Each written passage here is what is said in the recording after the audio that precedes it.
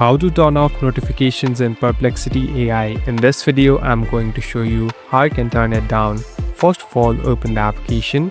Now, here on the left top, you can see a profile icon. Simply tap on the profile icon.